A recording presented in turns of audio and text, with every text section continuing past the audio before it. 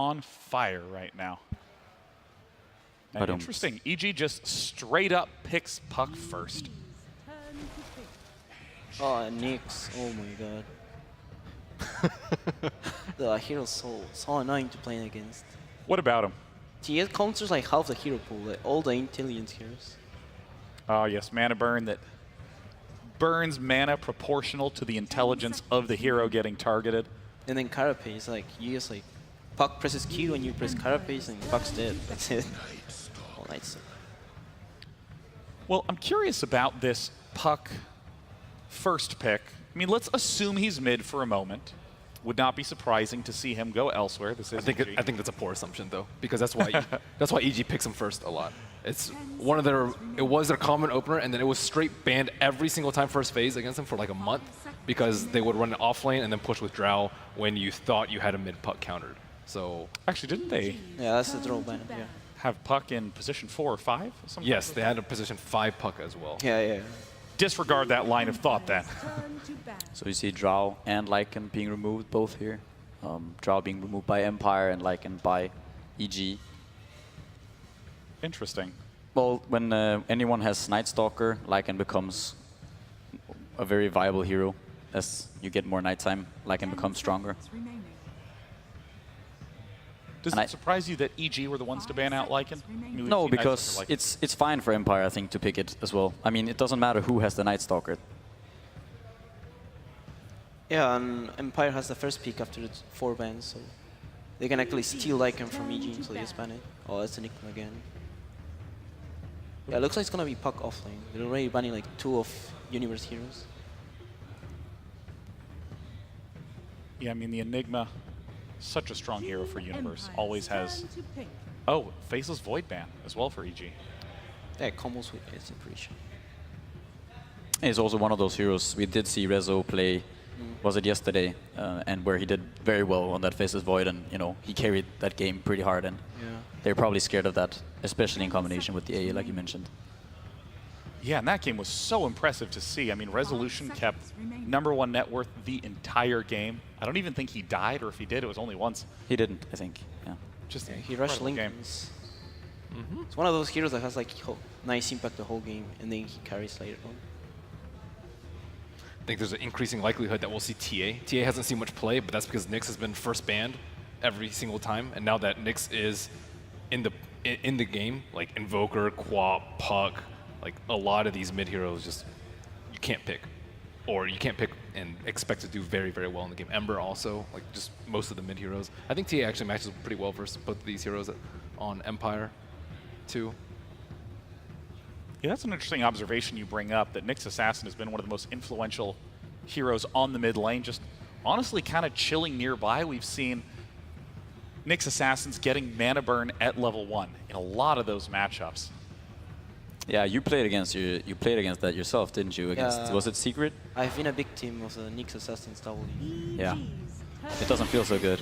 Oh, it took the B now. Ooh, that's tough. Yeah. This is kind of to counteract the Night Stalker Vision game from Empire here. It's a good hero. It also allows you usually to kind of push, kind of go 5-man sort of early on, and then rendering Night Stalker kind of useless. On top of that, Nature's Prophet. You may go for it.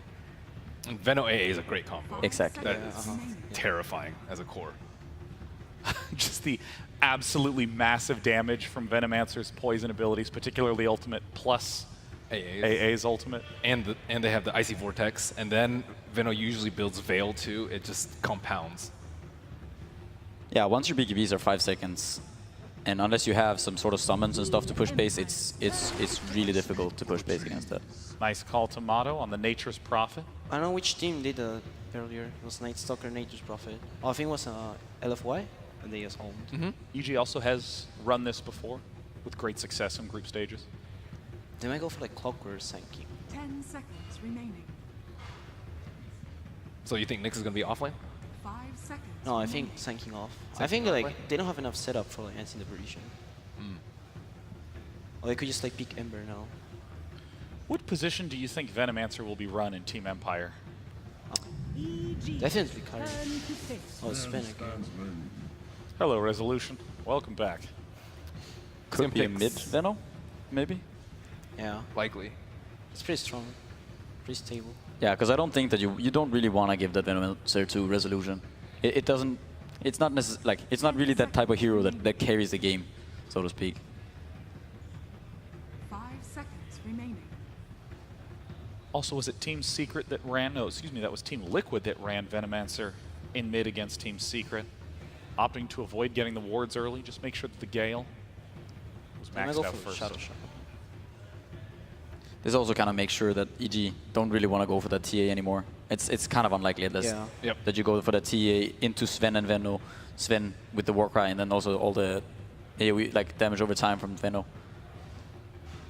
He's a pretty strong laner. He's like a mini Viper. We saw like no one do that stuff. He max Gale, and then he has like push out the enemy. He press Gale, and the enemy has to run.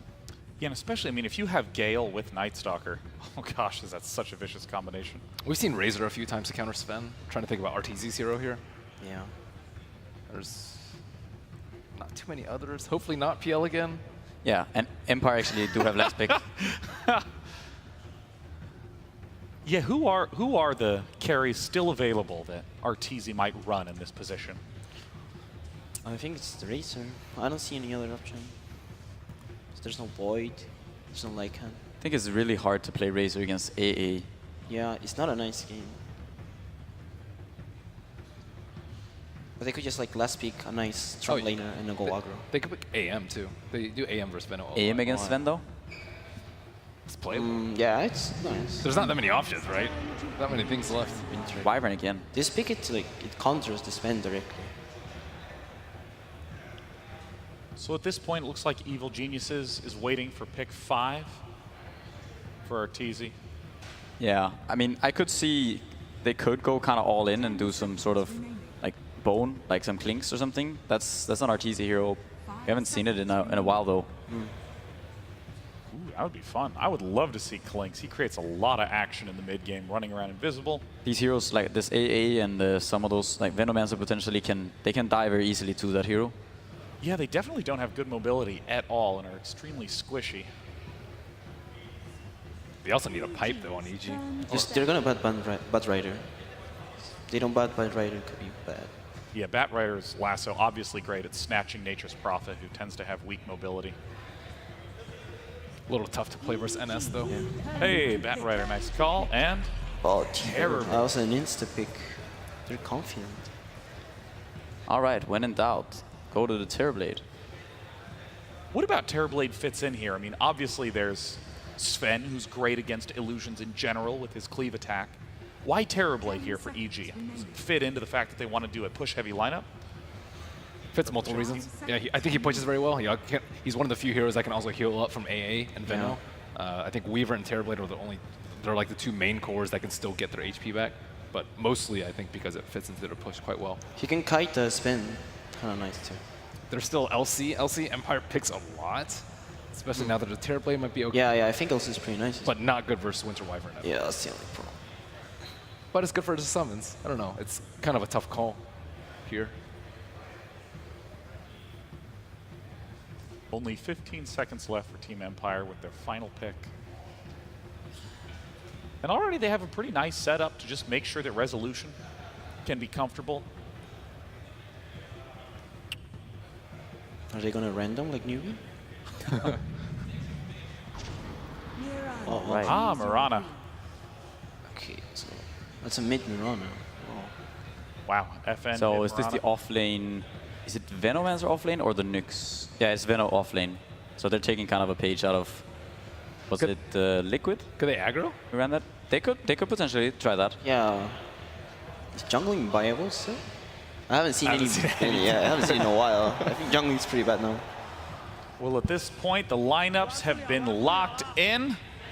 EG, 1 game away from elimination. Empire, 1 game away from top 8. Let's head into game number 2 of EG versus Empire. Who thought we could potentially be in this position, Cinder? And Evil Geniuses 1 game away from being eliminated from TI7. I know the crowd here will have something to say about that, but so will Team Empire, being 1 game up so far. Not going to say a convincing performance, a long performance, so a typical Empire performance. You don't think they were convincing that last game? I don't think it was one-sided. compared to the games we were looking at yesterday, like this was a little bit more where potentially EG had a chance to come back. Yeah. And it wasn't a complete shutout, but I definitely say Empire had control. I think they dominated from minute 25. But you're right. For the first part of the game, it looked like a pretty close game. Now we'll see in this game if Evil Geniuses can come together better, play their lineups advantages a bit better, and this time around at least they won't have the vision problem. This time they have the Night Stalker. Yep. There's no Bat Rider in the game. There is a Nyx, which is like a wild card thing, because Nyx support, I would say in general, has had huge success this tournament, and it's good against specific heroes in this game, but I do consider Night Stalker a pretty good matchup against Nyx overall. The silence is very annoying. If he sees you on top of a sentry ward at any point, he can actually just almost solo kill you, but at least set you up for a very easy kill for your team. Once again, though, I have to question a little bit. I'm not sure about this Winter Wyvern pick again. It seems a little bit out of place. It's being picked into 3 or 4 magic damage heroes from Empire. It's good against the Sven, sure, but does that really give the hero, turn the hero into a good pick? I'm personally not the biggest fan of this choice. I think the rest of the picks for EG are good and make a lot of sense for what they want to do. I'm interested to see if it's Let's see also if it a comes pickup together. to try and counter against some other potential options. But then again, like the Ancient Apparition from Empire kind of counters almost everything that EG was potentially also thinking about jumping into. I'm thinking about what's happening with the Alchemist pickup. If it was going to come in straight up Deep Warden, so EG will at least have a safe flame vision advantage. And Crit could be the first one to spill blood, even though it's a poor, innocent ward. Damn, it's been a long time since I've seen this. Night Stalker without wings. That's I don't know if we actually have that with the Observer. pretty sure they do. I think I saw it. it on their monitors. He's been clipped. He's a house bird now, this Night Stalker. An old bug. Yeah, that's yeah, right. he's currently missing his wing, so I'm sorry. You've been clipped. Resolution. Actually, Universe had a really wonderful play. He just locked him into the edge of a tree and did a good 200 damage and forced Resolution to already burn 1 Tango. And it wasn't even the hero, it was just the trees doing the work. Zai's gonna try to come in and contest the rune, but Ghostic is there. Will actually skill Gale. They do have Arrow on FN as a possibility as Crit's well. on the way in. He doesn't and Roger's connecting. He doesn't have Cold Embrace here for Crit, so instead it's just the Arrow. Zai, real issues for him, and FN will take the first kill, bringing down Night Stalker. That was an interesting mission. He didn't have an Observer ward, it was just Boots Smoke running across the river, maybe Courier Snipe. It's very unusual for a support to be killed there. At least it has been in this tournament. The Venom's positioning was excellent there from Ghostic, and they had the right heroes at the right time to make that kill happen. Now, he did have to skill Gale. This will make him a bit weaker in this lane, arguably. He would like to have Poison Sting going up against the Terrorblade. This good sustained magic damage harassment can give him an advantage, but at the same time, he's also 1-on-2. I'm wondering what Ghostic's going to do here, if he's going to be able to get some good experience or just get shut out. He's going to get body blocked up by Crit. You can taunt all you want with bananas, but you've just slipped on the peel, trying to run away from that Metamorphosis. Arteezy has to go down the river, but Arctic Burn just came back off cooldown for Crit. There goes your Gale, but Zai, remember where this guy was, body blocks him up and allows Crit, in fact, to get the last hit. EG will get something for their safe lane, but Sumail, real issues in the mid, back under the tier 1 tower. They don't have mana burn, it's the Impale. They trigger off the south, the damage from FN is enough. One last arrow from the Mounted Ranger, able to reach behind the tier 1 tower. Really nice plays from both teams. That body block from Crit was beautiful. That was a 3 or 4 second full body block that he managed to pull off, and it was necessary for Zai to connect. And at the same time, they get this connection in mid, and for once, Nyx skilled stun level 1 and not mana burn, and that's because they went for that first blood. And it did probably, I didn't see the play itself, but it was probably a connection with the Impale into the arrow of FN being able to set that kill up. So, and he still gets level 2 now, so the hard life for the Intel heroes in the mid begins again for Sumail. Needs to have his bottle, but for the moment he's only bringing out the healing salve as well as the circle of the universe. Resolution. Oh, there's not much more they can do to him apart from remove his life, but that's a big thing when he's only got 3 tangos left. And Crit, okay, tries to juke it in the trees, moves back up again, has to take flight, does not have a TP scroll, so Ghostic and Roger will be hunting this support. He buys Boots Crit, and he can afford a TP scroll as well now, but that means at least he doesn't lose any gold, but he'll lose his life under the tier 2 tower to Ghostic. Nice level 3 up for this Venomancer now. I think Crit was hoping to snipe the courier, but it's not in use, else his positioning there makes absolutely no sense. He's out in the middle of nowhere, but no courier to be found. Empire get themselves a freebie. Fortunately for Crit, like you said, almost no gold lost. He managed to buy up his items at the very least. So, did he get the bounty rune? He didn't get the bounty rune there either, right? No. Or maybe? Oh, actually, I'm not sure. Maybe he managed he was passing through the neighborhood. He may have got it. Universe got Bounty Rune, Poshka, Zai, and Crit all got the recent Bounty Runes. So I guess Crit did get that. Yep. Ghost Stick, Zai, and RTZ. Well, trying to get rid of the Plague Wards. They're only level 1, so they're actually quite easy to deal with, so easy CS on the top lane. This Invis Rune of Maposhka with a Lava combination, and the bottom is one way to do it. Even though Resolution doesn't have the Warcry to allow him just to dive underneath the tower, he still has the Storm Bolt, which synergizes nicely with the Cold Feet. And they can get that bonus damage from the Chilling Touch, which was early leveled up by AA. This is one of the strongest dual lanes in Dota. I think Sven AA is really powerful, maybe only really surpassed in terms of kill potential by something like Wraith King AA, which is Smoke Ants arguably coming. even better. Crit and Zai making their way towards the mid lane. FN's the one who's a very long way up underneath the tower. He wants to come up because it's a double creep wave there. Sumail can turn to try and fight. Universe will join in, and now you're seeing the power that can come with Nature's Prophet on your side. 4 heroes being brought, but that power still needs to result in the kill. The bottom charges from Mirana will not be enough for FN to survive, and Sumail will be the one to claim the scalp. Ooh, that was close. It's important for EG to get that kill. I think that was a 5 damage kill or something like a 5 damage overkill. Else FN would have been able to bottle again and actually survive that. So EG, by the skin of their teeth, they get that kill, and now they're going to look to be more kill hungry. This is a level 3 Night Stalker with a haste rune. Still without wings though, so he's kind of looking very funny here at nighttime. They're coming in towards mid. He has the silence. He's got a 1-1-1 build, so they can get the silence at FM, but already the leap. Very But quick get him reaction. away. Saw that Splinter Blast flying through the trees at him and just leaps away quickly. Ghost Stick's level 4, by the way. This is a lane I want to have a little bit of a look at because offlane Venomancer is pretty unusual. It has been played a couple of times, but to me this... Might look at a little bit later. Bottom lane, Maposhka and Resolution, they're surrounding around. Go for the easier kill. That will be Maposhka. The stun being thrown onto the melee creeps. It actually hits the eye, but it's still going to be the death of Maposhka. Actually at the hands of Zai as well. So, Venomancer. Another good start for EG, similar to the last game. Guess his mouse disconnected again here, Brett? Mouse? Yep, okay. Stop throwing him. So, okay, this gives us a little bit of time to talk about the Venomancer. When you're playing core Veno, I think some of the big levels to keep an eye out for is level 3, when you get the 2 in Plague Wards, if that's the build you go for. It's generally every point in Plague Ward, apart from level 1, changes the hero a lot. Ghost Stick, if he feels like he has a hard time top, he can just go jungle. He can jungle all of his camps, even including the Ancients when he hits level 5. You can farm in those Ancient camps. Probably want to leave them for Sven, though. And in addition to that, the sustained harass that he has against this Terrorblade, if they bring up some additional help, Arteezy can be threatened a lot. Speaking of threatening, bottom lane, once again, Zai is in a very good position. He's trying to wrap around the back, but as Nature's Prophet just found out, you want to sprout Resolution, he's still got the Quelling Blade. He can still cut 3. With Nyx Assassin with a 1-1-1 build, sitting behind Resolution plus Maposhka, it doesn't really look like they're looking for any kind of engagement. They're going to try for mid again, it looks like. EG. Yep. Oh. FN's yeah, he has the running shrine. straight He into has him. the shrine. He should be okay here if there's TP at... Regeneration's good. There goes your TP, and there's no other stun. The Void was already used from Zai. Meanwhile, Universe dies on the bottom lane. That rotation to mid forced EG to take their reinforcements off that lane. Roger, perfect there at the right time with Maposhka to get the kill. Universe has been doing a good job to not die before this. This lane, in my opinion, is very difficult for Nature's Prophet to deal with. Just the sheer kill potential. He's going mid now. So, okay. Get some push going. You die, hit into the tier 1 tower at mid. FN has been having a harder time. And Sumail is Dream Coil and double damager, and he would love it if Empire engaged into him. It's under attack. He's ready to fight. Night Stalker is a little bit far away, though. He's looking for an opportunity to top. Zai does have stick charges. He's going to get spotted by Plague Ward. Very nicely placed here from Ghost Stick.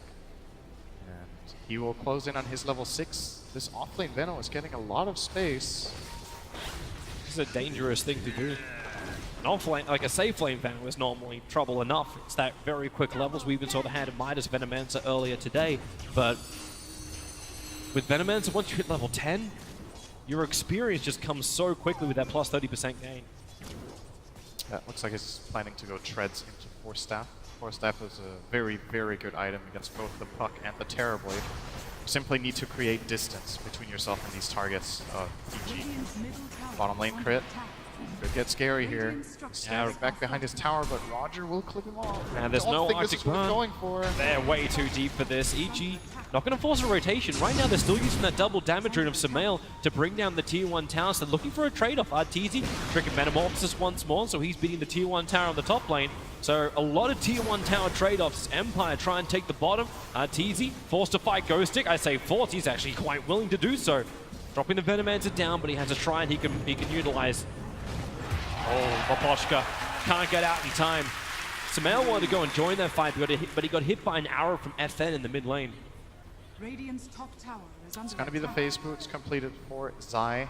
Unfortunately for him, it's at the end of the night time. This is the #1 prioritized item that we see Night Stalkers get in this patch. More or less just rushing it, maybe a magic stick or a range off in between, but that is the go-to. Just helps a lot with being able to cover distance with Hunter in the night. It makes you a bit more useful at daytime. You don't feel completely useless. Getting that extra damage in is very nice with the attack speed you get from Hunter in the night at nighttime is such an extreme value point. 45 attack speed from that makes the phase boots hit really hard. But now it's day, so Night Stalker has to chill for a bit. Might see Zai take a lane, get some levels, or go pull, while the pressure keeps being put on from both sides. So Arteezy's having a great start this game on the Terrorblade, that's worth mentioning. He will be getting very farmed, but was forced back to base here by Ghostic, so that consistent harassment is starting to play a role in limiting Arteezy's farm. Well, he's had to burn so much mana to stay up on that top lane. Yeah. It's the harassment is pushing him towards the tower, so there was a time he just had to retreat. But we'll regen up, TP back up to the top lane, and then it's a rinse and repeat. In 35 seconds, he'll assault the tier 1 tower, and more than likely this time he'll kill it if Empire can't stop him.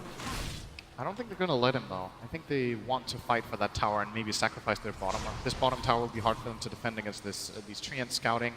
The potential rotation of the puck is excellent for fights in that area of the map. But we'll see. For now, it's just Universe starting to push down this bottom lane, and there's no real contesting from Empire. It doesn't even look like they're just going to sacrifice this completely. All of them are moving away. EG with a good ward at the shrine. We'll see the AA conceding this area. And should mean Empire are going to cross the map and try to do the same thing on top of it. Everyone's seeing everything. Everyone can make really good choices. Even the Observer Ward watching Arteezy farm.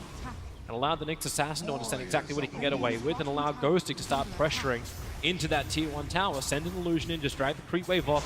Arteezy is not giving the opportunity for Empire to really attack in. Instead, they're trying to force the rotations, having Universe beat into the tier 1 tower on bottom. FN's Invis Rune might help them turn this fight around. But then again, there's only one of them here. There's no other help. Resolution's farming up in the small triangle jungle of Empire. You got a big stack there. Oh, Zai. Oh, Zai. There's your void. He hasn't finished the job. FN had to leap himself away. Universe going to stay on the run. Crit trying to get in front of him as well. He's got Splinter Blast off cooldown right now. Doesn't have anything to really bounce it off. And FN with 8-1 charges decides it's not worth it. Zai, get the hell out of there. Face boots and around the trees. Under sub 100 HP. Night Stalker retreating from the fight. And there we go with the tower trade. So top tower goes to Ghostic. Still working on that Force Staff. He's halfway. Sumail will pick up the Veil here, so a lot of damage is now available for EG. Might want to look for a fight, but as was pointed out by Tomato, this Nyx Assassin is a dangerous matchup when now that Roger gets his level 6, he's actually immediately going to TP bottom and uses Vendetta. He's going to look for a kill straight away on this Nature's Prophet, who, by the way, also has a bad matchup against Nyx. But a perfect time to TP out. So Great read. Bad matchup, easy if you have that mobility that comes from the TPs, be it from his scroll or his natural ability. And he's going for Orchid first after the drums phase boots. So looking for a straight up silence. Who do you think it's actually meant to focus on? Is it the Venomancer control? It's good against multiple heroes in this game. I think targeted silences are very difficult to deal with for Nyx. They have Night Stalker and the Orchid then. And even the Puck Silence to work with. Orchid against Mirana is outstanding. And like you said, Venomancer. If they can prevent Veno from getting spells off in the fight, they've already come a long way in terms of having the advantage. So EG. next smoke movement. Still no level They're looking 6 for on resolution. Crit. They really want to kill on resolution. That dire Observe Ward has already revealed the fact that he's farming up the Ancients. So Puck will come in first. They need a quick silence on him. And, well, not actually happening. He'll get the Stormbolt onto the crit. And it may be enough damage. The Dream Call actually grabbing Ghostic. Wrath of Nature bouncing through from Nature's Prophet. Gave him that little bit of extra damage and Universe the kill. But EG are happy with what they got. They're getting the hell out of there. Keep resolution down. Key kill. Roger. If he can get this done, he can synergize with that. Actually, FN doesn't have arrow. It's 3 seconds before it comes back off cooldown. But he's watching Zai very closely. Through the trees, the stun will connect. Here comes your arrow. It'll only be a 2-second stun, but 2 seconds may be enough. Stick charge available. Night Stalker cannot get up into the air and away. Pretty unconventional build from Roger here, by the way. Well, maybe not so much, actually, but it looks like he went 2-1-2. I like this build a lot over the 3-1-1 just because of the Spike Carapace ability to set up your Impale. Maybe this is becoming more standard, but at least looking back over the last couple of weeks, we've been seeing a lot more focus on the Impale. But the second point in Carapace makes that stun 1.2, and that is enough to get off the Impale. Against heroes like Puck, that's really important, because then you can coil, or you can Carapace the orb and then get your stun off guaranteed. It's also great against other heroes in this game, such as the Wyvern. The Splinter Blast can target you, and then you can counterplay that way. There's many ways of using Carapace in this game. He's actually going to max it out. He's going 2-1-3. This is when it's weird. Now it's really unusual.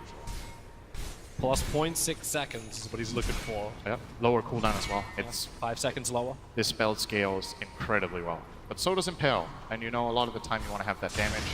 But this control of Carapace can definitely be very powerful. Well, right now, again, he's looking for a target under the cover of Vendetta. Nothing really offering itself as Resolution.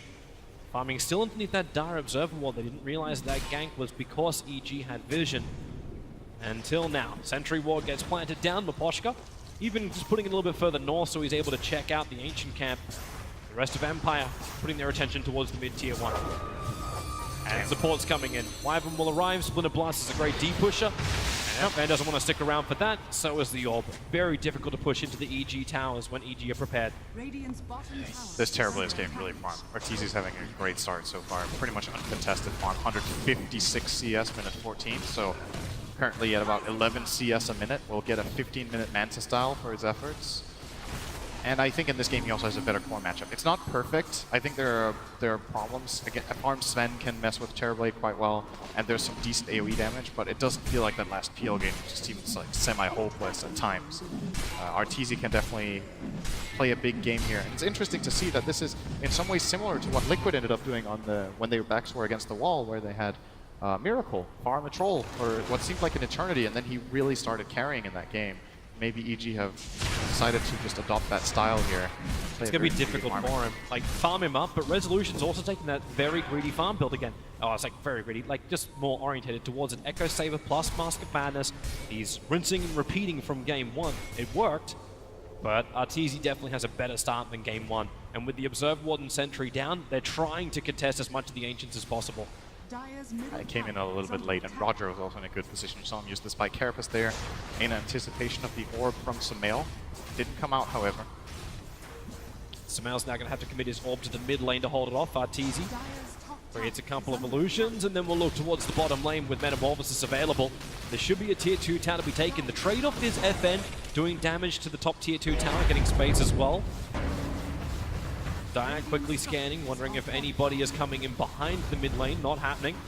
The fortification is burnt, and this tier 2 tower is lost. And so is a lot of the access to Team Empire's jungle, losing both the towers on the bottom as well as the one in the mid. Terrorblade looks so terrifying sometimes. Roger, Yep. he just wanted to interfere with Arteezy's movement in universe. Maybe he's able to get a control. Zai's moving forward. There goes your first controller. He doesn't have Invis, but the Spike Carapace can't complete the TP. However, 4 heroes from EG come in, and maybe now Arteezy, he's got a little bit longer with that Metamorphosis, and the army of Trions, they can push in heavier. This is a good Ice Blast, though. He's right there. The Ice Blast is a big radius, connects on 2 of the heroes. In fact, 3 with the chill on Arteezy.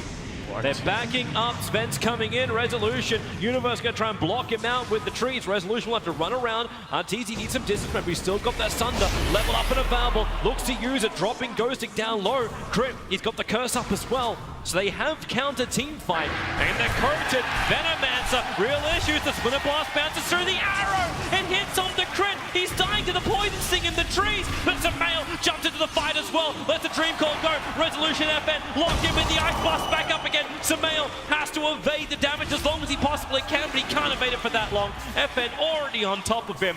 So EG, some chip damage to the tier 3 tower, losing a couple of heroes. Is it worth it? I don't think so. That looked like a good jump from Sumail, but nobody was there to take advantage of the coil. Arteezy was already way out of there. The Wyvern had used his spells and got arrowed. And then you're looking at Night Stalker, doesn't really want a team fight. You know, as we've talked about multiple times, not really a team fight hero.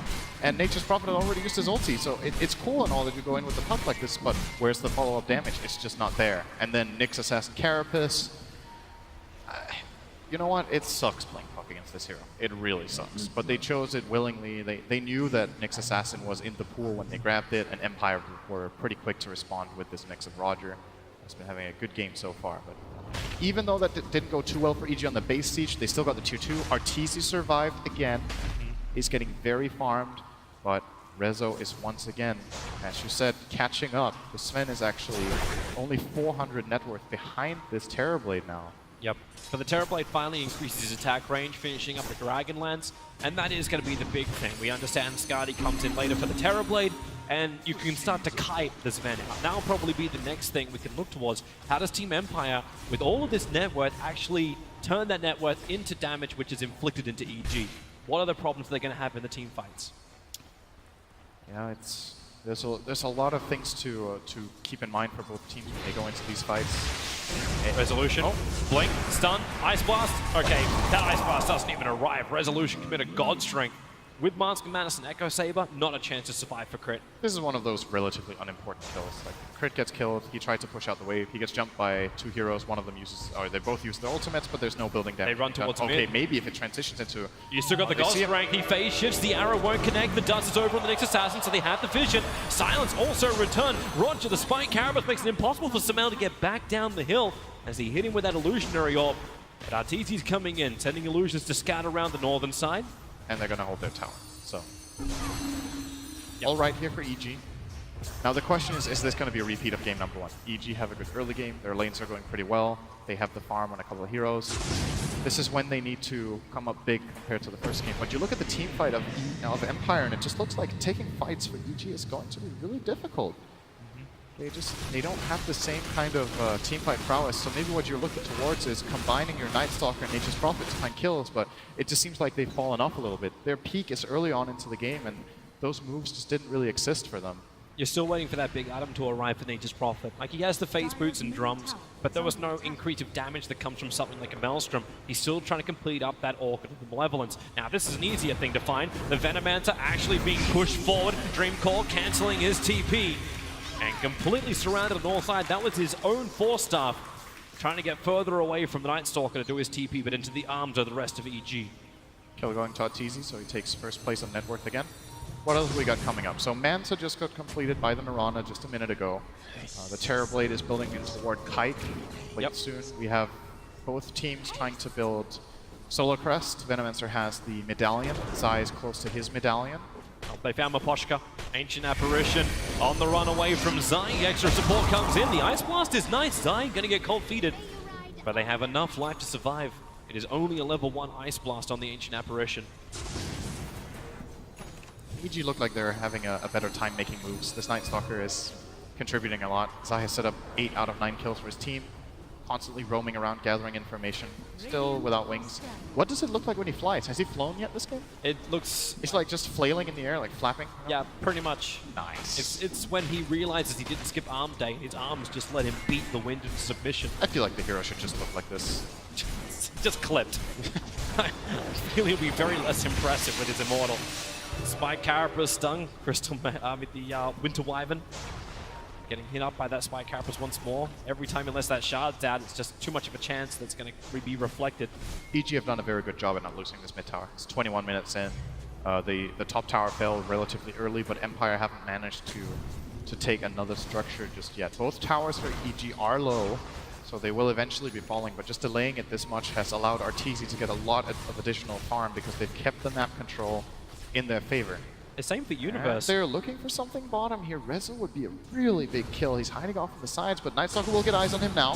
Yep. Could try to surround him from both sides. He doesn't have his BKB yet, putting the urn on him, going to make it difficult to get away. Here comes Universe, gives the extra vision, plus the Orchid Silence onto Sven. The damage will be more than enough. Resolution will fall, 50 seconds on the sideline.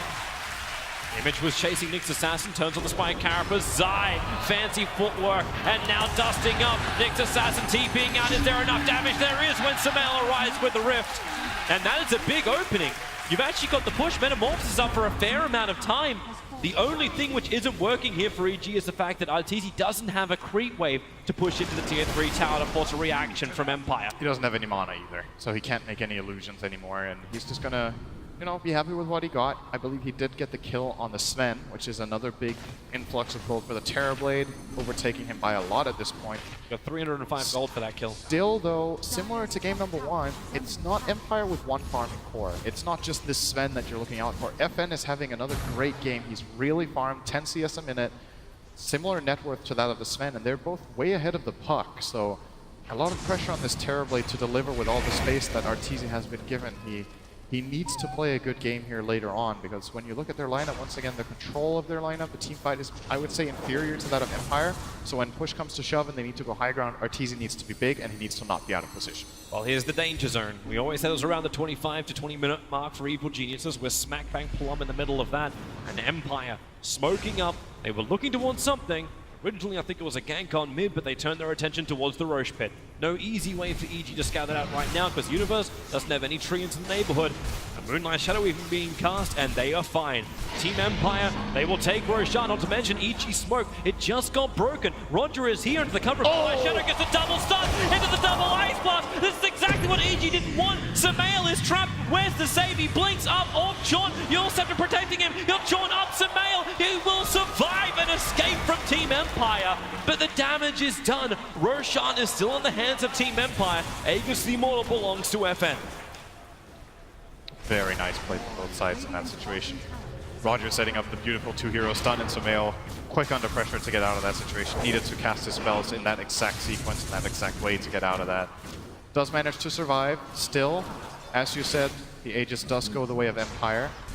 And this is one of the benefits you have of Nyx Assassin. It's just that when you go for a play like that, you feel pretty comfortable. They didn't seem to hesitate for a moment there, Empire. They just run into the pit. Nyx is scouting outside. Okay, they're not coming here. We feel like, okay, they're not going to contest, and they just take it from 100 to 0 with no flinching at all. Yep. It's also interesting too, the fact that EG, like, they did smoke up, the smoke broke, but there was no instant detection. This allowed the Nyx Assassin to set up for that double stun. Yeah, Nightstalker actually had dust on him, but I think Zai wasn't confident that he... First of all, maybe that Nyx broke their smoke, and secondly, where he was at that point in time. Now he's got eyes on Zai. Again, This is a dead Nightstalker, Toby. He's very dead. Ice Blast, Storm Bolt, and it is easy as slice. He could have tried to fly, but two problems with that. It was daytime, and he lost his wings this patch. So, you know, what are you going to do? I sense you having real issues with this. Universe doing Universe things, one of my pushing favorite down heroes, towards the man. bottom What do you lane want? with a Splinter Blast. Yeah, go by Yulsepter. Okay. Crit is actually helping with the Splinter Blast. So Universe actually going to get some good momentum into the tier 3 tower. The trade-off is still Empire taking the mid tier 2. But you can definitely see the idea here. Oh, wow, that TP, are you going to complete that one? Samael's coming in. The Yulsepter stopping the Nyx from getting out there. They got that gem of True Sight over on the puck, but Samael, as quickly as he got it, he will lose it. It's now in the hands of Nyx Assassin. Evil Geniuses. 25 minutes. This is the dead zone for EG. This is really bad news. Samael, it seemed like a little bit of disconnect in what they wanted to do. So Nature's Prophet had that good push going on bottom, but he didn't dare to go for the high ground push. And then at the same time, Samael is coming in trying to stop these TPs, but stopping those TPs, it's nice, but doesn't have that big of an impact when you already gave up on the push on the bottom lane. And now high ground time for Empire. That Observer Ward on the bottom, it saw the fact that Arteezy wasn't in position with that Splinter Blast. They can keep their creep wave alive long enough. And the fact there's no puck, there's no Dream Core. The two counter pushes from EG that protect the high ground are lost. The attack damage on the tower is on 1 HP. Let your Illusion attack it, that'll do the work. The Catapult finishes the job. And TP's out, Resolution will be happy. Maposhka, the Void, it'll cancel off his TP as Zai hits the ground and kills off the Ancient Apparition. Wow, he has 3 smokes as well. Oh, bonus nice kill pad. time. Venomancer going down, that is a nice bonus. They still lost the 2-3. EG are not happy right now with how this is going. Like these last couple of minutes have been very bad for them. They know the Aegis is still on the side of Empire sitting on that Mirana, who, by the way, is getting really, really farmed. So here we go. There's the Yulsepter, and I believe the coil is going to come out now, but the stun from Nyx even missing, but Sven made so hard. So Samael has used all of his cooldowns. That defensive Yule not available when you use it aggressively, phases on cooldown. and does not look too happy with himself in that moment. Definitely not the best play in that situation coming out. Yeah, they definitely needed more numbers if he was going to go for that. Right now, they have the numbers against the Nyx Assassin getting caught. Here comes Nature's Prophet, as well the Silence TP won't complete. So the Gem of True Sight. Oh, he gave it back. That is Actually big. just gave it back. That is very important for EG. So that's the best. I mean, debatable. Maybe it's a better kill than a core. Like, this gem is really, really important. You don't want EG in the same position as last game where they lose complete control of the map and don't dare to go out. At least they have better split push this game, arguably, with the Nature's Prophet and the Terrorblade illusions to try to get the waves out. But still, in some ways, it seems like we're watching the same archetype of game play out here. And EG need to make sure the same mistakes don't happen again. Zven getting bigger and having no easy, quick answer to him. There is more answers in this game for Evil Geniuses. And as long as they can keep that vision up, like that's probably the bigger difference between Game 1 and Game 2. Now they have this Gem of True Sight back. They get rid of both the aggressive Observer wards from Team Empire. Team Empire now have no wards on the map. The only one they have is in the stock of the Ancient Apparition with 4 sentries. So might be a good idea to see where that Observer ward goes down, just so we can see the mentality of Team Empire. Do they hold back? Do they wait this off? Aegis the Immortal's going to get reclaimed, so in 3 minutes' time, Roshan could spawn up for the teams. This may be the next attention point for both sides. Continue to farm up. Empire will still be happy as long as Resolution continues to get bigger and bigger, and Ghost gets more and more space as well. That experience per minute, let it rack Can't up. forget about the Mirana, man. You really can't.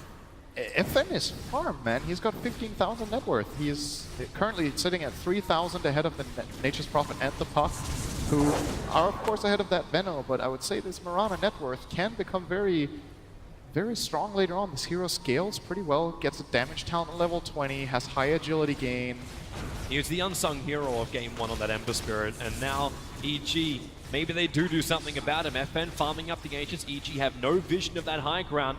Crit putting down the sentry wall, they see the Observer, and then they get a glimpse of FN for a moment, but Sumail just used his orb to help push out the mid lane, and the rest of Empire are converging on the position. They're even going to Moonlight Shadow, but thanks to the Observer and Sentry Ward, they still actually don't see anything. They're smoked up as well as Moonlight Shadow, double the layer of protection for Team Empire. The only hero Roger doesn't want to run into right now is the Puck. He has the gem. Anyone else is a kill. Well, they found Crit, or maybe they've found Crit. Zai's down here as well. Sentry Ward placed, no Observer Ward. That smoke still hasn't broken yet. Maposhka's so close to it, but it's at the end of the smoke time, so they won't realize that smoke broke because of them. Crit lets off the Splinter Blast, and there's your first stun. Zai, he's running as quickly as he can. The arrow flies forward from FN, it won't hit the target. Zai, keep running without wings, he's more aerodynamic. Moving up and over the hill. Ice Blast won't be able to catch him. Zai, keep on running. Run, Zai, run! Roger.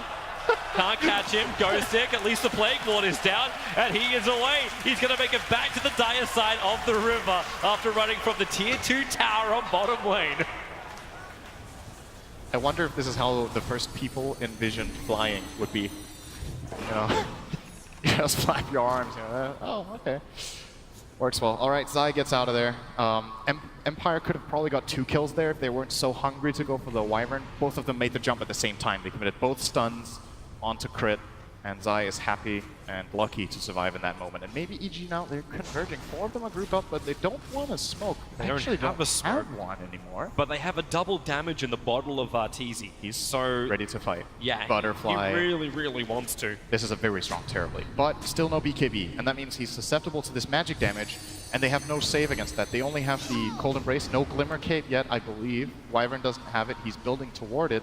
Zai is going for a Heaven's Halberd this time around against the Sven, an item that they were definitely missing in that previous game. Roshan to control. Think about the time, man. Solution.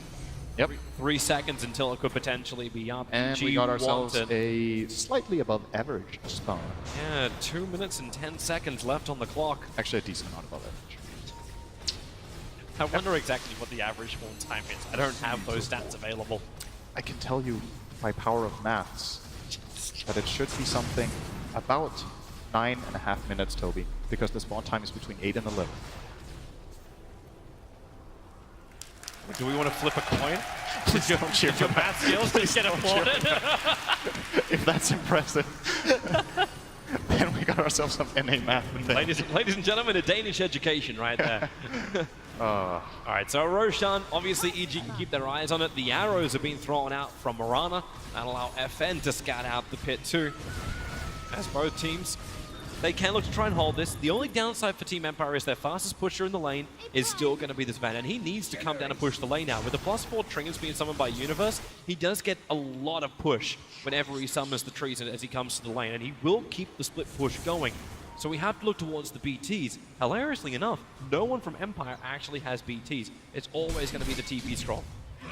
Yeah, BOTs are item. It's an item that you might want to get on the Mirana next after this. Oh, Ghostic. He's going to walk in. A quick push out with his 4-star, and they commit the Moonlight Shadow. That's another smoke from EG that doesn't really bear fruit. The last one, did they get a kill with their last smoke? I don't even remember. Seems like an eternity ago. Math has clouded our judgment. They've got a pretty good amount of vision in this game, like you pointed out. And the feel of the game is different. Like this time, we're getting further into the game, and it doesn't seem like EG in the same way are losing out on the gold grab. It's more or less stabilized. Experience favoring Empire a little bit. That's the Veno talent. I would attribute a lot of that to. But EG still, they're looking better. I know. Still, that X factor that we've seen from EG in the past just doesn't really seem to be there in the same force in the series. They have one way of doing it, and that's the Universe factor. It's the split push factor. Yep. We did see him in previous series and previous games during TI7 looking for that side of the push off, making the enemy wonder if they can go for the trade. And with that lack of maneuverability without the BTs and Empire, they do have to commit to the fight. This is their problem. There's a big army of trees pushing the bottom lane. They smoke up, looking for the fight. Roshan is now back up. At least because they brought down that tier 3 tower in the middle, they can get rid of the shrine, so EG can't bring reinforcements to Roshan. But the attack, they found the opening. It's over on Puck. Cold Embrace protecting him. It wears off in Resolution. A quick kill. The Gem of True Sight hit the deck. It's now in the hands of Roger. But the push is still coming in on bottom lane, so they want to go for Roshan for the push to the tier 2 tower up on top. How hard do you want to commit to this Team Empire? They can kill this Roche really fast. They didn't use God Strength for the kill. So look at this. This is like a 10-second Roche kill. Somebody needs to go back to base though. This is the last March of the Ents happening at bottom right now. Sorry for the spoilers. We have Lord of the Rings. Venomancer will have to do it. I almost want to see him commit his Nova to try and defend it. Because the tier 3 tower is dying. Gale won't be enough, and you're seeing it fall. They have to fortify to defend against these Treants. Meanwhile, Universe TP's over, finding Maposhka, walking up. He was looking for an aggressive Observer Ward, so Universe finding a kill and bringing that tier 3 tower almost to its needs at 137 HP. I'm really wondering. This game is obviously super big for both teams. It secures Empire the progression into the next round in the top 8, and for EG it gives them that third game. And you feel like all EG needs at this point is just that little bit of momentum. That I was worried for Liquid as well after that game 1 against Secret. They got destroyed, and then they found their footing and clawed themselves back into game 2, and game 3 looked very nice from them. I feel like we can see a similar tendency from EG, but they need to find that opening in this game where you just feel like, okay, now EG has this game. And that moment hasn't really occurred for, well, 20 minutes once again. Yep. They're finding these small picks. They get a kill on Miposhka. Okay, it's nice, but Empire get the Roshans. Empire get the tier 3. TI3 went to Alliance. Spoilers, sorry if you didn't see the International 3. But the shrines as well. Empire are going to take the bottom shrine out. No, Resolution forgot it exists. Actually, he's running in circles around it. You can attack this building. There we go. Oh, he's worried about revealing his position. Yeah, of course. Is the only thing. And EG. Bottom tier 1's going to fall as well. Empire, again, progressing on the map. They're getting something done. Actually, now they're hesitating a little bit. It's the team fight they're worried about. They're worried about getting cursed up. They're worried about Arteezy actually having an influence. Now, you did get a counter against that. The Monkey King bar got picked up by Resolution. He has the double damage rune as he solo TPs up to the top, going for the kill. Shredded apart. A man with a sword is all you need for Team Empire. I just saw Mirana destroy a tower in 10 seconds as well. It's got to worry you if you're EG, man. You're seeing this progress of these cores. Do you feel like you're keeping up? You feel like you're staying in it, probably more. This is the problem with Puck. If you're picking Puck and you're not finding fights and you don't go Midas, this hero has this downfall, and then on level 25 you pick it back up again. But Sumail is really far away. Where's He that didn't go Midas, detection? and the fights didn't go their way. Next, the Spike Yeah. Carapace is up. That'll actually get the stun because they did dust him up. A quick Yule sent her up and towards the end. Moonlight Shadow will now protect him. Where is your secondary detection? Dream caught from Sumail. Whoops. In the jungle, the arrows flying forward and support is arriving from Team Empire. FN with that leap up. He's looking for a fight. He's got the Aegis Immortal. He really wants a fight. Even the Monkey King bar ready to attack into Arteezy. But EG retreat home. They did not get the opening they wanted. Good disengage. That could have been a lane of racks if they got caught off. I think no buyback on the Night Stalker. Puck and the Terrorblade both have it. No buyback on crits. This is Wyvern great though there. for Empire. There's no pressure coming in on their Oh, the stun lane. Carapace! Look It's at a the arrow! perfect Spike Carapace into an arrow. The 4-staff out. Crib will survive. The Ice Blast doesn't connect. Instead it's the Mirana who has to Manta Style out of the Bloodthorn and escape away. The tier 3 tower chipped but not killed. And already Universe knows what his job is. TP to bottom lane. Realize it's still only the Orchid. He hasn't finished the Bloodthorn, holding onto that buyback money. The split push game really seems like the only thing that EG can really pull off at this time. The 5-man fights are maybe possible when Nature's Prophet and Puck are starting to have big enough items, but for now, this Mirana and Sven combo is just stronger than this core combo of EG. It's just the nature of the heroes if they don't find the type of game they want. So Universe needs to get big. Bloodthorn is coming in close. He could actually buy it, but doesn't have buyback, so he's holding on to that. Glimmer Cape still not up for Wyvern. Looks like Crit is changing his mind and going for a 4-staff for himself instead. Defensive wards are up. The arrow flies forward. Crit. Standing still is how you dodge arrows. Arteezy. This is problematic. The Ice Blast is perfect. Spike Carapace doing the work with Sumail. Into the backlines, killing up the Pochka. They need more control. They're losing racks, Toby. The Venomancer, he may go down. You are right. The mid lane's been taken out by the Mirana. She's moving up towards the top tier 3 tower. The mid melee is gone. So the fight is split up. Universe standing his ground against Ghosting. Ghosting, he's still trapped inside the trees. Finally able to push himself away, but on the top lane, that's where the defense is. FN did the damage. It's the trade-off game. It was meant to be EG with the Prophet causing that, but now it's Resolution, the manliest of all, killing off the Vampire of Night Stalker. And the gem is back the other way again. Hot potato. So Mirana got the melee racks and almost a tier 3 tower top. Tier 3 tower bottom. The Gale had pulled him off. It's on 31 HP. Ghosting barely was able to take the aggro of the Dark Creep way back. That's pretty important to hold on to. FN's back in top. Yep. Crit doesn't have Curse. Sumail. She had Blink Silence, but it's too late, especially up against a Manta. Bit of chip damage there from FN. He's almost 25. I'm curious to see if he goes for the Leap Talent or the Triple Arrow. We used to see core Miranas. Actually, we're going to have a replay here. So there's the stun on Arteezy. Get the Ice Blast coming in, but he does get the BKB off here. Good timing on that. Avoids the explosion damage and is able to turn around and go fight. Meantime, It's such a Mirana hard is fight dead. when you got no mana.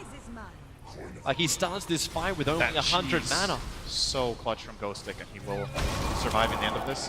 He survived, right? He man fights Universe and survives this? Yeah, he gets out with a 4-staff. He gets just out of the range of the trees in time. So a lucky duck. FN's like, damn, I only got 1 Rax. Universe is going to get the hell out of here, like right now. Ancient Apparition as well as the Venomancer coming in. He goes invis, no detection. That was a sentry on Miposhka, but he doesn't have any way of breaking the TP, nor does the Venom, so Universe will get out of there. But as it stands, Empire are once again controlling the map. Resolution. They're able to take Roche. Crit, he's just looking at it. Goodbye.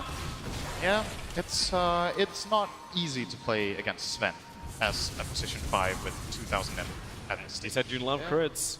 That's not even a crit. That's I just love it when they're raw not on me. damage. That's the best thing, as long as it's someone else. So Such a team player. So Mirana did go for the triple arrow. In the past, we used to see Leap attack speed all the time, but since Leap got changed to only a 5-second duration instead of 10, players are opting way more for the Sacred Arrow. If you get any core arrow connection, or especially if you're lucky enough to get 2, that has a tendency of ending games, and this Leap duration is not deemed to be valuable enough. FN was already able to force out fortification of Team Empire.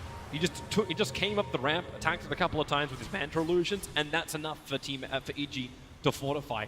Very problematic. Empire, their team fight's getting better and better. The Aghanim Scepter is on the Venomancer, so they got protection from his 4-staff and that Lotus Orb on him. Rogers seems to just be finding everyone whenever he needs to. And the sustain on both FN as well as Resolution is just intense. These pickoffs will help you come back, especially the solo pickoffs for Sumail. It's levels to get to 420. He needs that level 25 talent. And the Radiant Courier sniped by Universe. Every little bit counts. Yeah, this adds up. This actually gives EG some pretty important information. Sumail got 450 gold for killing the AA. Are they This coming should for give them an Resolution? idea of the gold graph of the game. Arteezy going into a fight once more with only 480 mana.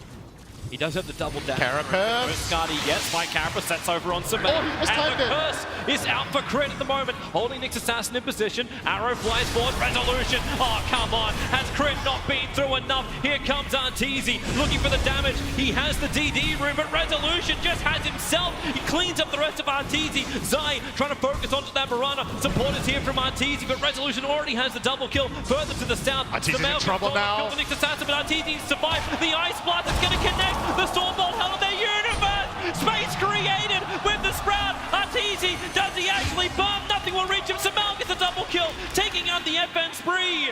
And Resolution has to stand here under the Dream Coil. EG is still 2 men down. They have to retreat back. That's a game-saving Sprout. Arteezy was 100% dead there without that Sprout from Universe. He didn't have buyback. Run Courier. It managed to pick up the gem which was dropped on the deck. It still got the rest of the Skadi, which needs to be delivered to Arteezy. Courier currently having more value than net worth. If Crit, he's got nothing. But the Skadi is up, and they needed that in the fight. They needed to kite Resolution. He was free to do what he wanted, and we'll have another look at that fight. It's this very important for EG that Sumail doesn't die here. Roger didn't have the vision to secure the stun. Crit dies, getting used to that. He's going to get jumped by Rezo every fight and just killed off. And Arteezy, see, this is an awkward situation because he doesn't know what the cooldown is on Sven's Lincoln, so he doesn't know if he can really go for a Sunder play or not. So now he's going to back off after trying to help out Zai a little bit. Now the Lincoln's is ready again as Sven jumps in, and we're going to have a little look at FN leaning back. Apparently, I'm pretty sure those two things did not happen at the same time. His hero was still alive. And Universe is like, Whoa. you're welcome, Arteezy.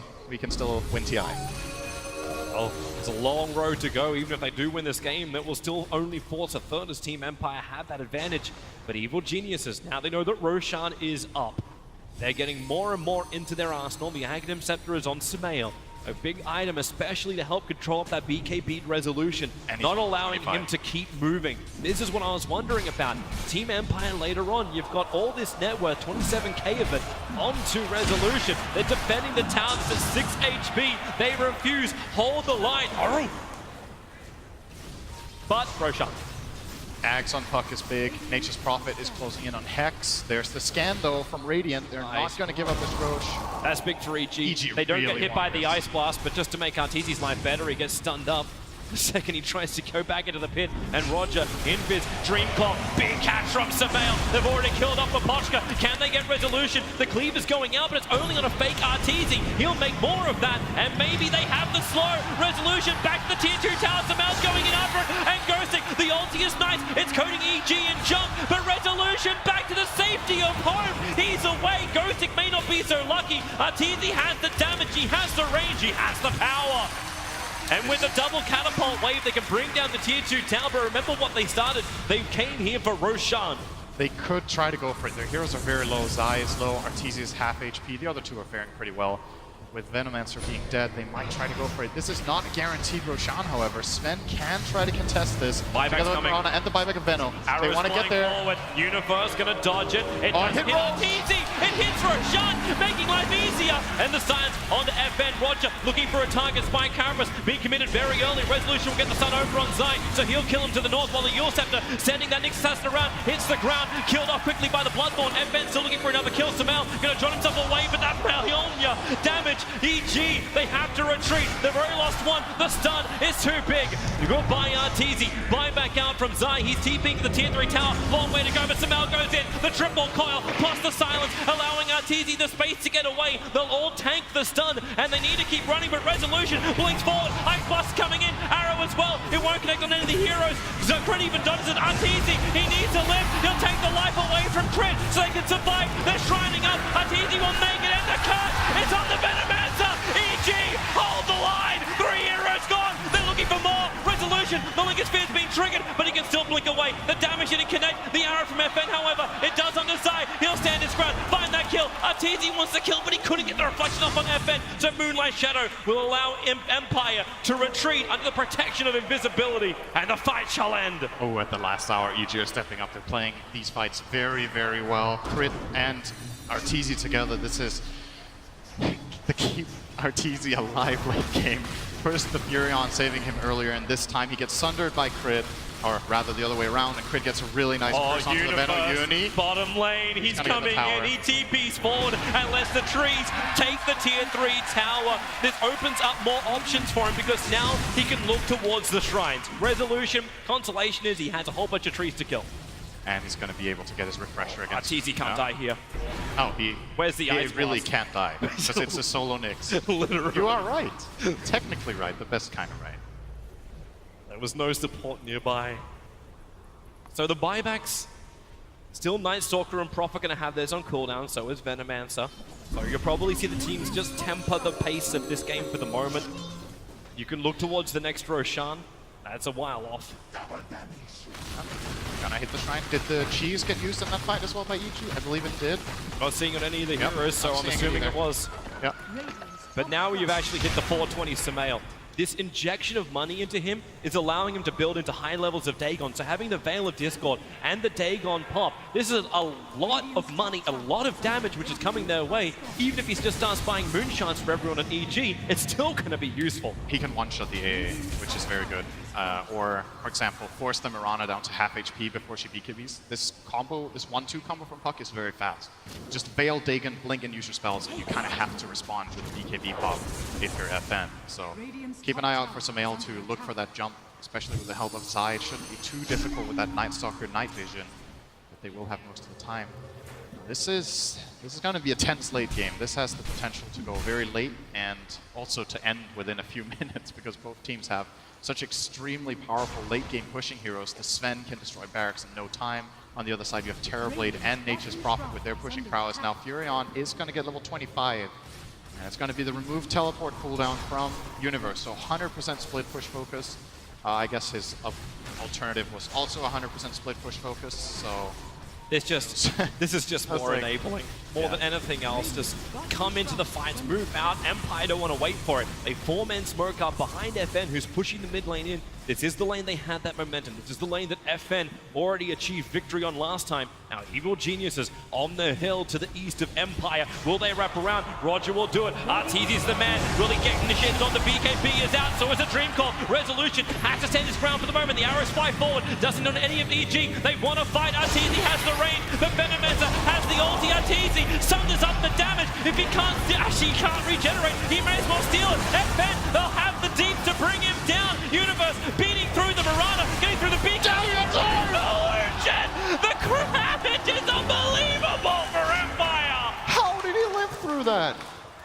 FN gets, it's just one of those moments, oh, I'm sprouted, I'm just going to A-click ground and win a 1-on-3. Okay, that's probably not fair to say. That was not really 1-on-3, but it looked like it.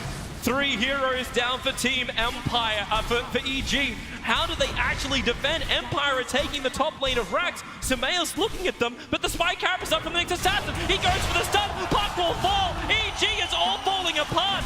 Even if Sumail buys back, it won't save the lane of Rax. It's just Arteezy. He bought a refresher, so at least he had his Metamorphosis and BKB back up again, but he needs friends. And Team Empire, are they going to stop at 2 lanes? They will probably take this middle range barracks with Resolution and then call it a day for now. Sumail, Dream Call over on 2, triggers already. The Lincoln Sphere on Resolution, Ancient Apparition got stunned up. And Maposhka being low, Resolution, he didn't burn the BKB, which may have been the desire of Sumail. But FN Godstrand feeds into the tower, already the Reflect. FN wants to break free. He's able to do so. But here they go through bottom once more. Get rid of the illusions. God strength up for Resolution. Takes the tier 3 tower attack. Crit, waiting on the lines. Arrows fly forward. It won't hit his mark. Roger, he'll hit his. It's a Terrorblade. The Ice Blast is coming in. Arteezy, he cannot die right now, or else this game is over from EG. The curse is on to FN. They'll return for the damage that's under from Arteezy. He gets his life back again. They still have the Shrine to work with. And maybe Resolution with no BKB. He can't escape. The stun is huge from Roger. Looking for the follow-up. He hits Arteezy, holding him there. FN's bringing in the damage. Sumail fallen. FN's focusing the rack while Resolution focuses the Terrorblade. Arteezy the Team 4 towers. Samel back in again. Dreamcaller's up, but where is the control? Arteezy is gone, and EG is a last-ditch defense. FM breaks free, but Samel's got the damage to kill him off. The buyback triple from Empire. They can smell it in the water, and it's EG's blood. The rivers run blue, and evil geniuses. They're trapped inside their own fountain. Samel, the sole survivor at the moment, while Empire look to bring down the Team 4 towers to open up the shrine. Samel may have a triple kill. Ghosting lets it over freely fly. Resolution, there go the Team 4 towers. Puck taken out of the fight for the moment. It's going down 2,700. They find the weapon as well. It looks over for EG, and it is over. Team Empire will 2-0 out the former TI champions, taking them out in the second round of the lower bracket.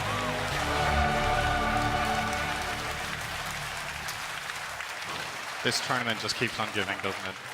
Full of surprises. Empire, I think very few people would have picked them to win this 2-0. Maybe some people thought they could win this game, but EG came in as favorites for sure. Resolution, bathing in the glory of the crowd, having the time of his life, maybe the second best time of his life. Maybe he will have the time of his life later this tournament if this keeps on going for Team Empire. If they can keep the run going, sure, the next opponent will be Team Liquid, but Evil Geniuses.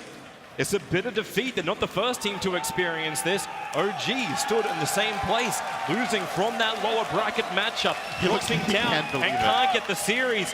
This one's actually even a little bit worse. They couldn't get a win on the main stage. OG at least got one against MVP back at last TI, but this is heartbreaking for the EG fans. Gotta commend Empire though, credit where it's due. I think they had the better draft in both games. I think they played their hearts out. They had a great read on EG's playstyle and on their movements. They were well prepared, came in with an idea, executed it well. Hats off to them. I think Empire after this series looks like a real contender to go far. Now they're top 8, as we talked about, or as the panel talked about previously, you know, like Pike had said with DC last year. Our goal was top 8, we made top 8. Yep. Everything beyond that was a bonus. We were just having a good time, playing our hearts out, trying our best to win. Got all the way to the finals. Who knows what Team Empire can accomplish this year. They look so happy, and rightly so. Not only is it just it's not even a one-man show. Everyone did so well. Team Empire, they're coordinating everything. The stuns, the movement. These guys are pushed to late game time and time again, and they're showing as a unit they can make the right decisions. The decisions that push themselves forward into the lower bracket round 3 to keep their TI7 hopes alive. How far can they go? Is the question. EG. It's over for them.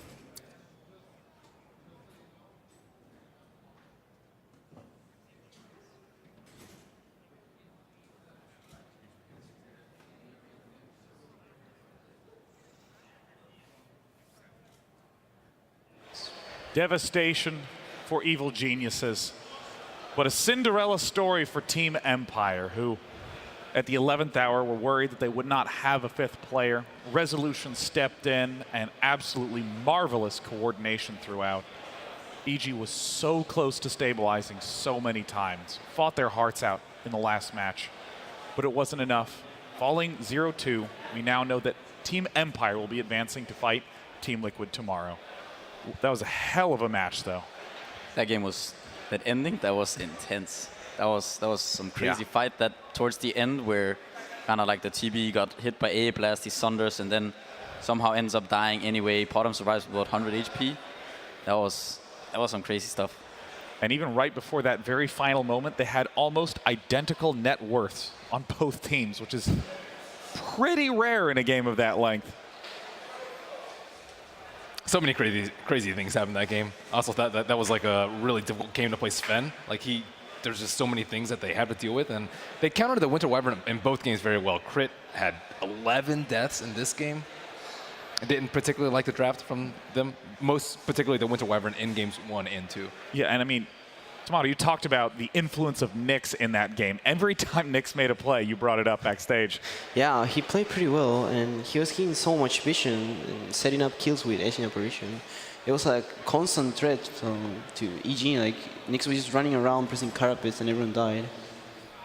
And I mean, I remember I had to step away briefly and came back and saw the net worth and said, "Oh, what happened in mid? You know, why is Puck so low on net worth?" And you just went, "Nyx, that's it, just Nyx." Constant mana burns, constantly pounding down Sumail. Pretty much every hero that Sumail plays feels directly countered by Nyx. And Empire have just been picking better and better and playing better and better. It no longer seems so resolution focused. FN did his share of lifting in both of these games. That Mirana was beautiful. I mean, both of them going straight for the MKB to have insane damage output. We were a bit skeptical of the triple arrows. Yeah, we were talking about it. I mean, it worked out in the end. It was maybe not ultimately what won them the game, but I think the AA pick, the kind of early AA pick in both games, worked out really well for them. This we saw the hardcore position 5. Like he was poor on that AA. He was dirt poor, but he sent those ults, and he did his thing. And I mean, look at how they're playing as a team. It's really impressive to see, like, not just resolution. Of course, he is a huge factor in this, I'm sure. Not only his play, but maybe in terms of morale and kind of like lifting their spirits. But they are playing really well together. And I know that for many people, this result means there's a lot of prediction brackets that don't make any sense anymore. So I want to get the sense from Purge a little bit about what it was that Team Empire was doing so well in that match. Well, there's a lot of stuff. It was actually a very even game up from both sides, to be honest. And there's a very cool fight at about the 15-minute mark that I wanted to break down and talk about a little bit in case you guys are maybe a bit newer to Dota. Now, EG was pushing the tier 2 on the bot lane in a place where that gave them a good advantage because Empire was positioned on the opposite side of the map to split push, but they didn't have the same pushing power. So EG taking that tower felt comfortable teleporting. Because Ortizi's stun was interrupted, that meant that Empire on the other side of the map felt comfortable to take the enemy tier 2, which is a great gold advantage, map advantage trade here. Unfortunately, they did lose their Nyx Assassin because of that, which basically put EG in the strategy mindset of, now we can go high ground with our TB ultimate and try to do some damage to the tower. We saw TP in from Mirana. He did end up taking some good damage, but crucially, this Ice Blast hit on a lot of EG heroes, which means if they get too low, they're going to end up going down. And then a little bit of a sneaky TP in here by the Venomancer was allowed him to land a Gale on Arteezy, giving him a really slow retreat. So now it's this, EG knows they have to fight. They're trying to do everything they can do to keep enemy heroes away from Terrorblade, like the Sven over here. Even Zai committing a slow as well as a silence. Finally, we see a Sunder as well from Arteezy. And now Crit's trying to move forward to use his Winter's Curse on Ghost Stick here, because if he does, it's going to catch anybody in this circle, and they will end up fighting Ghost Stick. So that's why Resolution is staying really high to the north, because he doesn't want to end up killing his ally. So every single team playing well around this. Crit now has to back out because he realized he's out of position. He does eventually get the Winter's Curse off. A very crucial arrow coming in to nail Crit, which ends up securing his kill. And now they're back on the chase on Empire because they had the great Winter's Curse. It's just a team fight so back and forth. Sumail as well grabbing a 3-man Dream Coil. Such an amazing play. But because of the Spike Carapace, he gets stunned. And even though EG felt like it was time for them to go back in, because he ends up getting stunned here, they throw out their spells and they end up killing Sumail on the way back. So this fight was just so intensely back and forth. And there were so many big implications. I mean, if EG just makes small edges here or there, they win this team fight. They could take a Rax at 15 minutes, but instead it ended up what we ended up seeing with EG losing. I mean, Empire's just beautifully coordinated throughout all of this, and Empire, of course, has a huge path ahead of them to get to the finals, but are no doubt happy about this result. Before we get the chance to talk to Team Empire, we're going to head to Machine to have a conversation with Evil Geniuses, Zai. Thank you so much, Day 9. Yes, indeed, the games get better, but my job does get harder, and I am joined now by Zai. So I think the question has to be, and the floor is yours, it's simply just going to be, what happened? I think it's more along the lines that nothing much happened. Personally, I felt very timid when we played, like we had a lot to lose, and not playing to win, which probably Empire felt that they had a lot to prove. They played their hearts out. I didn't feel like I played that well in the same kind of way, so rough. So from the start, do you think it was playing to lose, or was it more after game 1 that mindset set in? I don't think it's playing not to lose, excuse me. I wouldn't say the same thing goes for the entire team. That's just what I felt. I don't know, honestly, we just didn't play well. For what reason, I'm not sure. It's hard to say now. And for you now, is it just going to be a case of taking some time and kind of breaking that down a little later on down the line? Probably. I mean, it's pretty tough to deal with. We probably disappointed a lot of people, a lot of fans that expected more of us, which doesn't feel great, and we also expect more from ourselves. So it's not a happy day. Don't linger on the disappointment of the fans, because I know that they do still love you. I'm sure the Key Arena will remind you of that.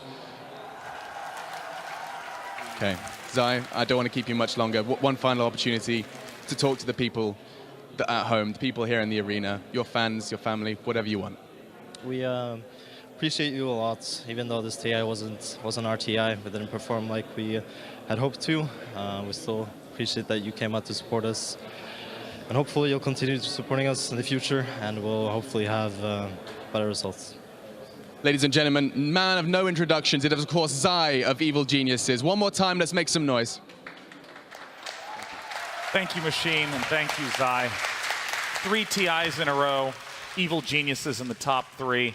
And although unfortunately getting knocked out before top 8, EG has a loyal fan base, and of course this team always will have great outcomes in the future.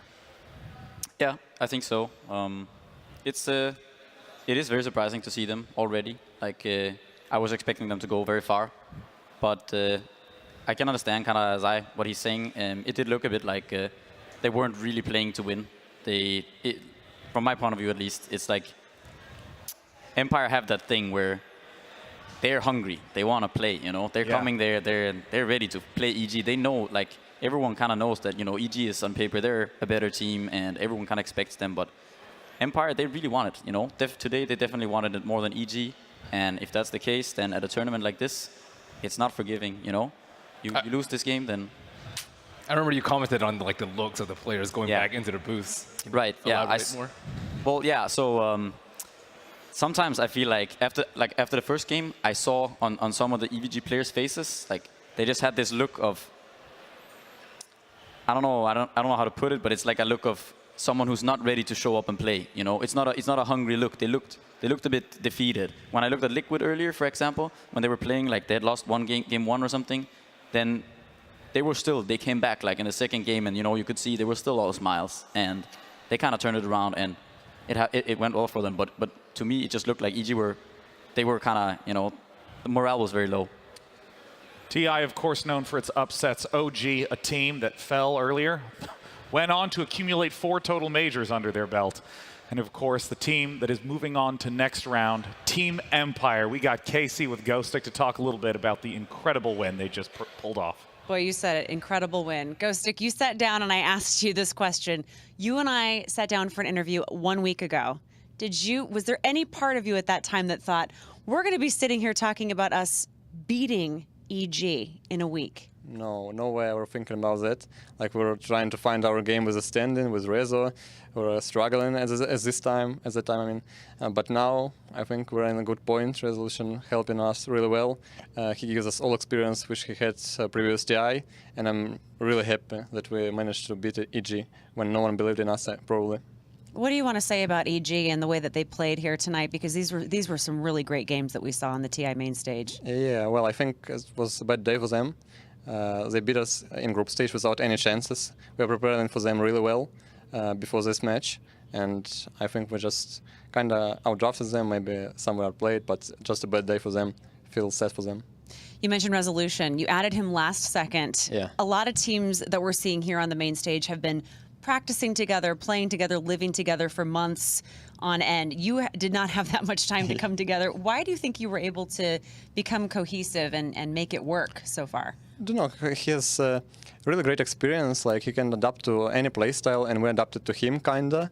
We're finding our game. Like, for 2 days of a group stage which we played, it was a tough days for us in a group stage. But after that, we reached a point where we're playing like a good team, and I think it's working really well for us. We talked to Resolution yesterday, and I think between that and just watching your style of play, there's kind of a sense of carefreeness in the way that you're handling that. You don't seem to be feeling the pressure the way the other teams are. Not to say that you're not, but how is your approach to TI perhaps helping you battle that pressure? Well, I feel pressure before the games, like before I go to the booth. Like, I don't know. And when the game starts, there is no pressure for me, and for all of my teammates, I hope so. So it's kind of, there is no like a way that I'm fixing a pressure. It's just goes like that. And now you're undefeated on TI main stage so far. Yeah. It feels happy. Does it? Yeah, it feels. Can you describe the moment that you were playing just now in that series where you thought, Yeah. oh my gosh, this is happening? Yeah. It was something like that. Yeah, in my head, like, oh my gosh, I'm winning EG. Like, it is happening on the main stage. Like, it was really good feeling. I never felt like that. And you can tell there's so much respect between the two teams. So I know that makes it a little bit harder for both of you because, I mean, everybody who's here deserves to be here. But now you've got to set your sights next. Liquid, what are you thinking as you prepare to face Liquid? Before a playoff, we kind of struggled playing against them. Like, they were undefeated in our scrims when we played versus them. I don't know, we didn't think about playing versus Liquid yet. We will think later on. But I hope we'll do our best.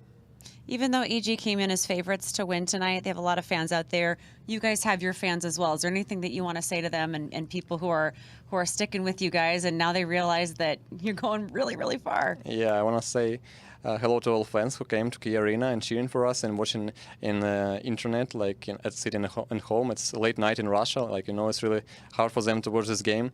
Like, it's a pleasure for us to play like this, to give you emotions which you receive when you're watching these games. Congratulations. Thanks. I feel like you need to let out something. Do you feel? Where do you go from here? How do you let out all that energy that you just had on stage there? I will scream if we win Liquid, something like that. Okay. I hope so. Save the scream for later. Yeah, I will save it Sounds for good. later. Yeah. Thank you so much. Congratulations once again, Ghostic. Thanks. Really appreciate it. All right, back to you guys. Thank you, Casey. Thank you, Ghostic, and congratulations once again. I mean, at this point, we now see in the upper bracket IG versus Newbie, LGD Forever Young, aka LFY, going up against Virtus Pro. And we have Team Liquid against Team Empire that will be happening in a few days. Just remarkable results. It's TI, man. Anything can happen. Yeah, right. Like, that's how it is, you know. Like, people talk about it all year, and you say anything can happen at TI, and I feel like it always proves to be true. You know, you have these teams that all year long they do really well. We've seen EG; they've had some pretty good results throughout the year. And, you know, now they're gone. And Empire, they've been looking shaky, but look at them, you know. They did not look shaky in those games at all. Nope. What were the highlights of the day for you? Tomato, let's start with you. Highlights of the day. Wow, that Empire game was pretty fun to watch. I enjoyed the teams like come together so well. Like, each one of them is playing better and better each game. It's like when I saw them during group stage, they were like super weak. Like only Wrestle was carrying them, and now it's like everyone's making plays, and they're like Ghostic's making plays here, Roger's making plays. Really fun to watch. It's hard to pick an all-star when you play Empire game. Like the whole game was exciting. This is like my favorite match. What about you, Merlini? I think the hunger from the players. I think like most of the players that have already won a TI are out now, and I think our chances of getting a repeat winner are almost zero. It's Newbie, OG, or just player-wise, just S4. Oh, right. Maybe.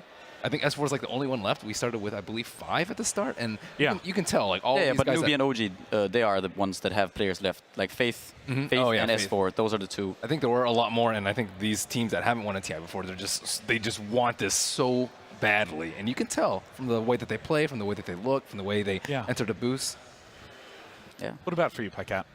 What stood out? Well, like Tomato said, I really enjoyed this last game. I thought it was one of the most interesting games that we've seen today. It was like, yeah, it was a very even game up until the very last point. I feel like anything kind of could have happened. The yeah, no, I would have to say that's my favorite game yesterday. Well, I know that there's a whole lot of fans who have been sticking it through the entire day. We've been going for almost 12 hours straight. And Slacks is out with some of them to say goodbye for the night. Slacks, take it away. Hey guys, we are outside in the arena. Everybody is going home. The cars are leaving. The stadium is emptying? Oh, whatever. Thank you. But the boys, I'm seeing a lot of sad faces out here, but I'm seeing a lot of happy ones too. An exciting game of Dota from everybody. A lot of favorites went home, but overall, we still saw some pretty good Dota, right everybody? Huh? Yeah! But we're gonna see more tomorrow, right? Yeah! So their hearts are not broken, because we all win when we see excellent Dota played, and that's what we saw here today, and we will see more of it tomorrow and more TI, correct? Yes! Say, hearts are mended. Everything's fine out here. Thanks for fixing all the problems, Slacks. Thank you. Of course, there's so many teams that come into this event that have fans behind them hoping that they'll be able to push through to the finals. And when that heartbreak sets in, yes, it hurts, but you know what? As the days go on, new fans are formed because the teams thus far have been showcasing just extraordinary skill. Let's take one more look at the brackets, talk about the big matches that are going to be happening tomorrow. In particular, in that lower bracket, we have TNC going up against OG and LGD versus Digital Chaos. I mean, we gotta talk about TNC OG, right? It's like the repeat of last year. We gotta see, like, it's the fight for top 8. Are TNC gonna do it like they did last year when they knocked OG out? Or is this gonna be the TI where OG actually, you know, pushing through that top 8 and then maybe go further? I'm sure a lot of people are looking forward to that. Yeah, I mean, OG did showcase almost a comfort, using a lot of chat wheels in their games against, you know, in that first round. They were feeling pretty good, it seemed. In their conversations, they seemed pretty good. What about in terms of the winners bracket? We will be doing that at the end of the day. Invictus Gaming versus Newbie and LFY versus Virtus Pro. I'm excited for both of those games. Like, that's not the upper bracket that we all saw, but after the way that these teams play, like IG and Newbie, they look like the best that they've been in the past like 6, 7, 8 months. And I'm really excited to see them play at really low expectations actually for both of them. But now I'm like, oh man, these guys could go all the way. Yeah, I mean, so many of the Chinese teams being so impressive, and Virtus Pro, the only non-Chinese team still remaining in the winners stages. So let me just say to all of you who came out today, to all of you who tuned in on the stream, thank you so much for coming out. We look forward to seeing you tomorrow, and have a great night. Cheers.